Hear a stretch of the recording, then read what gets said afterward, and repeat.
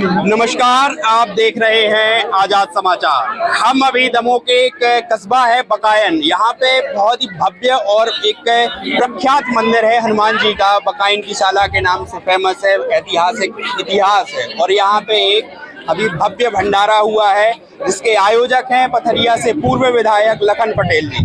हम इस भंडारे को कवर करने इसलिए आए हैं क्योंकि इसके सिर्फ धार्मिक अकेले पहलू नहीं है, इसके कई पहलू हैं। हम उन सब पहलुओं पर बात करेंगे। हमारे साथ हैं लखन पटेल जी।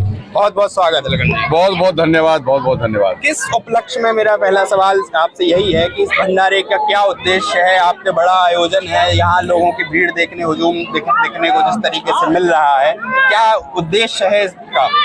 कोई सिर्फ और सिर्फ धार्मिक उद्देश्य है। आपको शायद पता हो या ना पता हो, मेरा कोरोना के समय बहुत गंभीर रूप से बीमार था। मैं लगभग 35-33 दिन आईसीयू में था, वेंटिलेटर पे भोपाल में थे, भोपाल में था, बंसल में था। तो उस समय पे मेरी गंभीर अवस्था थी, तो हमारे परिवार के लोगों ने बोला था कि भंडारा करेंगे, इमली वाले हनुमान जी कृपा करो। उन्होंने कृपा की और जिन लोग सब पधारे हैं उन सब ने मुझे दुआएं की। तो भगवान के आशीर्वाद और लोगों की दुआओं की वजह से आज मैं आपके बीच में हूँ, और इसलिए मैंने सबका धन्यवाद आभार करने के लिए एक छोटा सा आयोजन किया कि सब पधारें और आशीर्वाद स्वरूप हमको आशीर्वाद।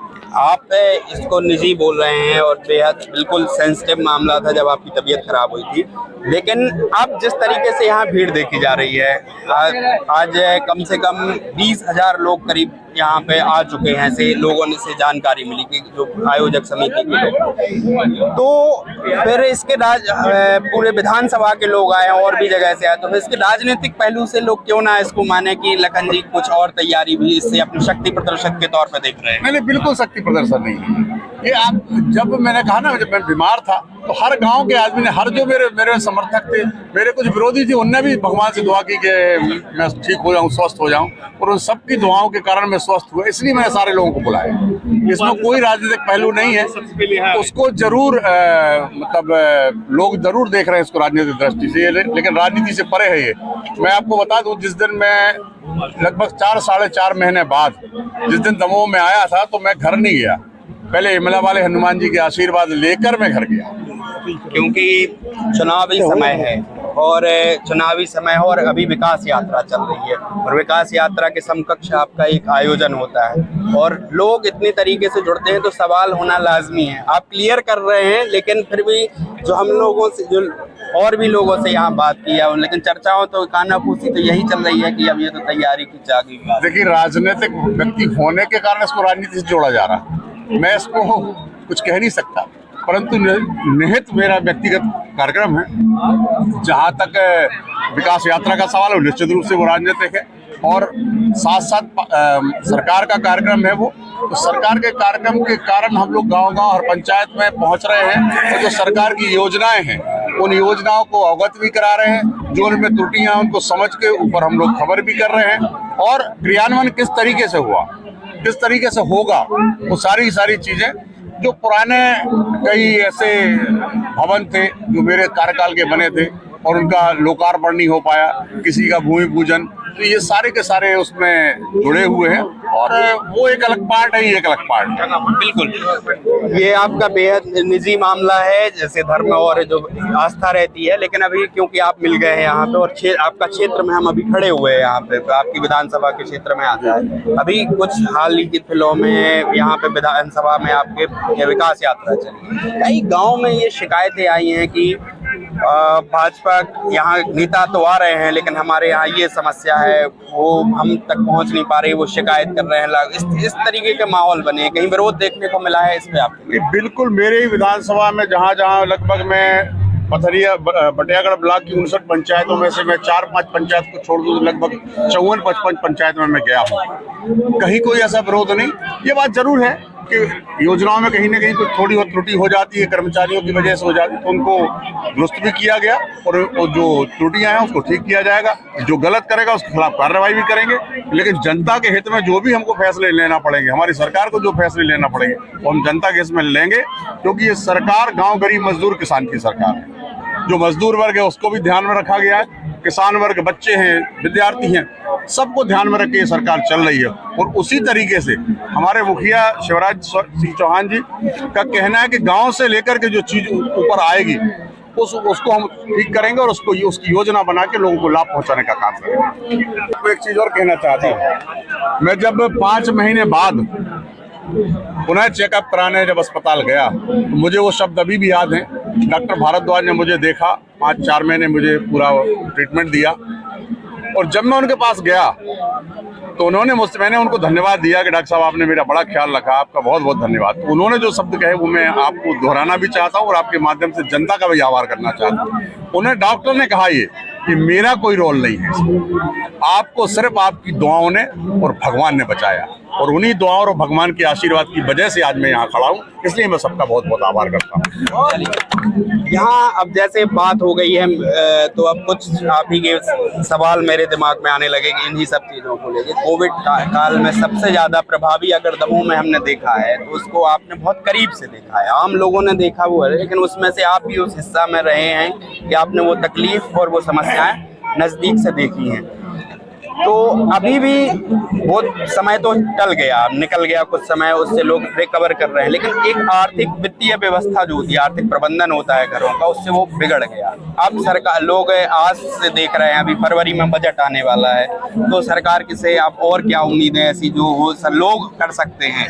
देखिए, ये बात बिल्कुल सही है कि 15 महीने जो कांग्रेस की सरकार थी उसके बारे में कुछ कहना नहीं चाहता, लेकिन उससे किसान भी परेशान हुआ, लोग भी परेशान हुए।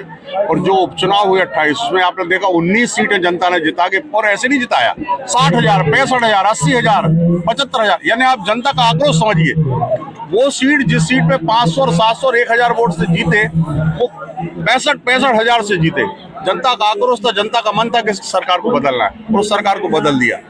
परंतु दुर्भाग्य ऐसा समय आया, संकट काल था, जो उस पेंडेमिक में, कोरोना काल में कहीं कोई काम नहीं हुआ। आप देखें कि जैसे 20 मार्च को सरकार, माननीय मुख्यमंत्री ने शपथ ली, 1 महीने तक वो सिर्फ और सिर्फ कोरोना काल के अलावा उन्होंने कोई काम नहीं किया, इवन तो विस्तार नहीं किया। मंत्रिमंडल का विस्तार, ऐसा रिकॉर्ड है ये कि 35 दिन तक सिर्फ मुख्यमंत्री ने सरकार चलाई, क्योंकि और कुछ सोचने को नहीं था।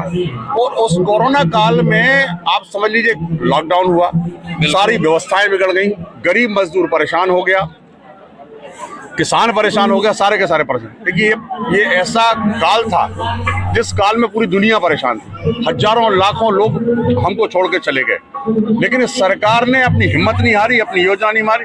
और मैं आपके माध्यम से धन्यवाद देना चाहता हूँ माननीय मोदी जी को। उनने विश्व गुरु की जो बात हम करते हैं ना, विश्व गुरु बनने का काम किया। इस इतने कठिन समय में, इतने कम समय में वैक्सीन बना करके, और आज जो हम देख रहे हैं कि पूरे इंडिया में चाइना जो हमसे आगे है, चाइना ने वहां से आया, लेकिन आज भी चाइना में कितना खतरा है, और कई देशों में देखिए आप, लेकिन आज इंडिया में देखिए हम कैसे सब लोग घूम रहे हैं, क्योंकि हमको सबको एक वैक्सीन नहीं, 3 वैक्सीन लग गई। और इसके लिए मोदी जी का जितना हम आभार करें, देखिए बहुत सारी चीजें राजनीति से जोड़ देते लोग, लेकिन हम रहेंगे तभी राजनीति होगी ना। उस कार्यकाल को अगर माननीय मोदी जी ने वैक्सीन बना के और हम सबको नहीं दी होती तो आज शायद हम में से बहुत सारे लोग नहीं होते। लेकिन उनने जो काम किया तो धन्यवाद के पात्र, और जनता भी उसको मानती है। अगर वो नहीं होता तो आज हम अच्छे से नहीं रह पाते। और उस कार्यकाल में, उस पेंडेमिक में लगभग 1 साल तक तो कोई काम नहीं हुआ। इसलिए नहीं हो पाया कि हम पहले जान बचाए कि काम करें। और सरकार का धन्यवाद करता हूँ, सरकार ने पहले जान बचाने का काम किया। काम तो आगे पीछे भी होते रहेंगे। सवाल ये था, पूरा सिस्टम बिगड़ गया, पूरा अर्थव्यवस्था गड़बड़ा गई, क्योंकि सारे के सारे काम बंद हो गए। जो सरकार जिस तरीके से चलती है, जिस तरीके से टैक्स वगैरह आता है, तो सारे के सारे काम लगभग 1.5 साल बंद रहे। तो निश्चित रूप से उसका असर अभी तक है।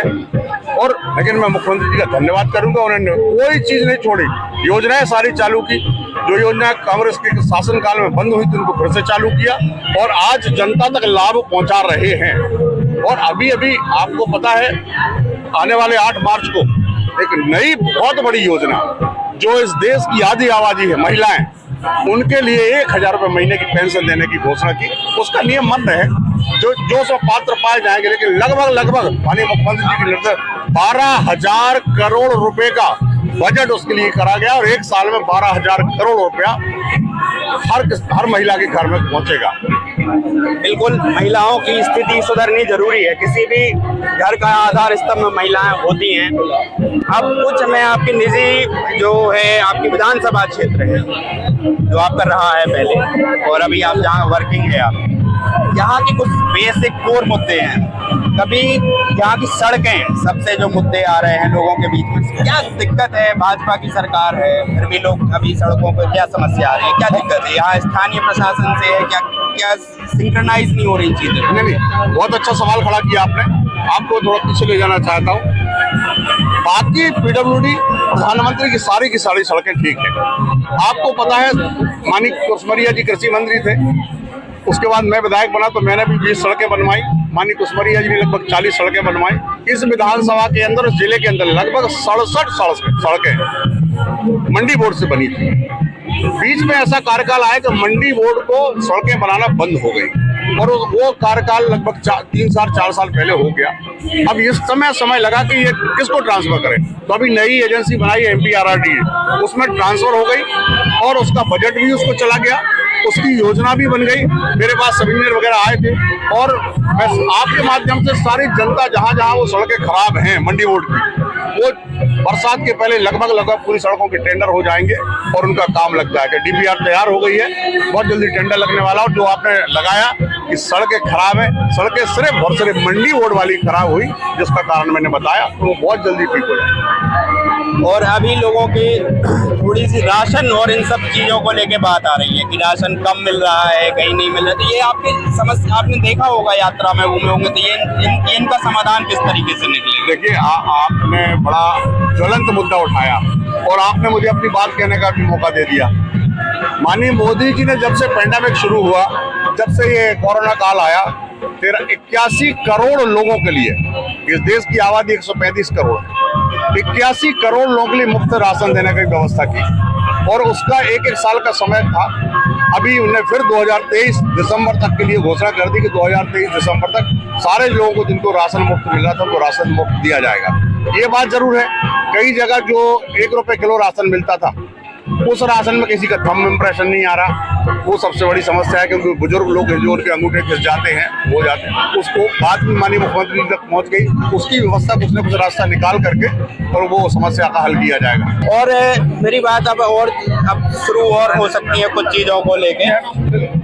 आप क्योंकि बैकग्राउंड आपकी स्टडीज, सबसे पहले आप ये देख लेते कि आप एक किसान परिवार से, फिर आपकी स्टडीज भी एग्रीकल्चर में हुई, आपने मेरे समझ से MSc किया हुआ है एग्रीकल्चर से।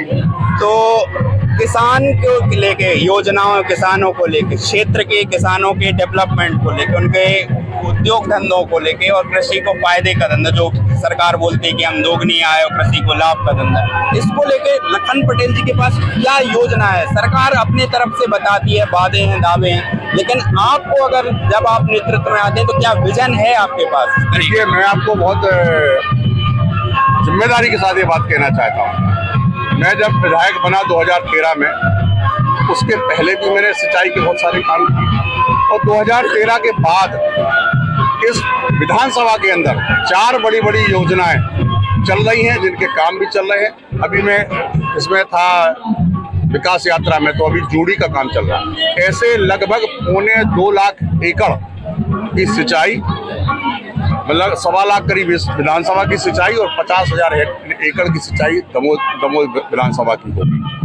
यानी इस जिले में जब 2003 के पहले की अगर हम बात करें तो मात्र 3% सिंचाई थी और आज ये सभी योजनाएं कंप्लीट होने के बाद 47% सिंचाई हो जाएगी। मैं आपके माध्यम से सभी को बताना भी चाहता हूं कि देखिए, किसान को 3 चीज चाहिए। पहली चाहिए सड़क, वो अटल जी ने दे दी। दूसरी चाहिए बिजली, वो शिवराज जी ने दे दी। अब तीसरी सबसे महत्वपूर्ण चीज अगर किसान के लिए है तो वो है पानी। और पानी के लिए मैं धन्यवाद देना चाहता हूँ शिवराज जी को, माननीय मलैया जी को और माननीय सांसद प्रहलाद पटेल जी को। उन्होंने की भी कई योजनाओं में अपना हिस्सा लिया और आज अगर योजनाएं धरती पे आ रही हैं, और मैं आपको भरोसे के साथ इस बात को कहना चाहता हूँ, जिस दिन ये सारी योजनाएं धरातल पर आएंगी, उस दिन 1 एकड़ की सिंचाई जो आज किसान 2000 रुपए एकड़ में करता है, वो 80 से 100 रुपए एकड़ में सिंचाई होगी। तो आप समझ लीजिए कितना फायदा होगा। बिल्कुल। और यूनिट्स के लिए, क्योंकि आप जिस तरीके की बातें आप कर रहे हैं, आप जिस तरीके से चीज़ें बताई, तो आपके पास और उद्योग धंधों को लेके, जैसे हम फूड प्रोसेसिंग की यूनिट्स की बात करते हैं, इनको लेके कोई विजन है या कुछ विचार हैं जो क्षेत्र के लिए फायदेमंद हो, किसान आपसे जुड़ सकें? देखिए, अभी आपको बताना चाहता हूँ, पथरिया ब्लॉक हॉर्टिकल्चर के लिए स्पेशली लिया गया है और मेरे मित्र हैं मंत्री माननीय भारत सिंह कुशवाहा जी, उसमें माननीय सांसद जी ने भी कहा और मैंने भी उससे अनुरोध किया, तो कुछ ब्लॉक इसमें हॉर्टिकल्चर के लिए अलग से लेना थे, तो उन्होंने पथरिया ब्लॉक सेलेक्ट किया और वहाँ पर एक हमारे मित्र हैं बौरदराई के, उन्होंने यूनिट लगाई है फूड प्रोसेसिंग। मैं युवाओं से आह्वान करना चाहता हूँ, अगर वो युवा आगे आकर के स्टार्टअप ले, सरकार मदद कर रही है, बहुत सारी योजनाएं ऐसी जिनको लोगों को लगता है कि बिना पैसे क्या हो। सरकार ने आदेशित किया कि बैंक फाइनेंस करेगी, कम ब्याज पर फाइनेंस करेगी, सरकार उसकी गारंटी देगी कि मैं लोगों का भला कर सकूं, लोगों के जीवन बदल सकूं। अपना जीवन तो हर कोई बदल सकता है, मुझे वैसे भी बहुत ज्यादा आवश्यकता नहीं है, मेरा बहुत लिमिटेड सब चीजें हैं, लेकिन लोगों के जीवन कैसे बदले, लोगों के जीवन में खुशहाली कैसे लाए, हमारे क्षेत्र की तरक्की कैसे हो, उसकी योजना के लिए मैंने नौकरी छोड़ी और आज सबके बीच में जा जाके, और जो सबसे बड़ा काम हो सकता था इस विधानसभा के लिए या इस जिले के लिए, वो मैंने किया है और उसको धरातल पर आने में बहुत कम समय है कि वो सब नदियों में से पानी, सबके पाइपलाइन, बहुत सारे लोग यहाँ खड़े हैं, इनसे भी पूछोगे तो कई गांव में पाइपलाइन बिछ गई है, कई में टेस्टिंग हो गई है। अभी माननीय मुख्यमंत्री जी आने वाले हैं कुछ समय बाद, तो ये जो सीतानगर वाली उसकी पानी की टेस्टिंग होने वाली है। मुझे कोई कुरेद नहीं, मैं उन विधायकों में से, संतुष्ट विधायकों में से हूँ जिसने अपने 5 साल ईमानदारी से काम किया और जनता के काम करके और संतुष्ट हूँ। जनता ने जो फैसला किया मेरे जो सिरोधार्य है, मैं कुछ वोटों से रहेगा उसकी मुझे कोई चिंता नहीं, मैं लगातार 5 वर्षों से काम कर रहा हूँ, जनता के बीच में जा रहा हूँ, इसलिए नहीं जा रहा कि जनता मुझे चुने, मैं इसलिए जा रहा हूँ उनका दुख दर्द, उनका कैसे ठीक कर सकूँ, उनको कैसे मदद कर सकूँ, उनकी जो समस्या है उनको कैसे हल कर सकूँ। ये मुझे कोई नहीं है, पार्टी जो तय करेगी होगा देखा जाएगा, परंतु मेरा जो विजन है, मेरा जो सोच है, गांव गरीब मजदूर के लिए हम कैसे मदद कर सकते हैं, किसान की कैसे मदद कर सकते हैं, उसके लिए मैंने नौकरी छोड़ के, और कोई एहसान नहीं किया किसी का, लेकिन मैं इसलिए आया कि लोगों का भला क्या है, लोगों के जीवन कैसे बदल सकता हूँ। भाई एक आदमी की मदद कर से, बैंक में ही मैं लोगों की मदद करता था, भगवान ने मुझे ऐसा दिया, उस प्रभु का आशीर्वाद कि वहां पर भी था तो वहां पर भी हाथ ऐसा था, और वहां पर भी मैंने लोगों के, लाखों किसानों की मदद की, हजारों किसानों के सैकड़ों करोड़ रुपए बांटा।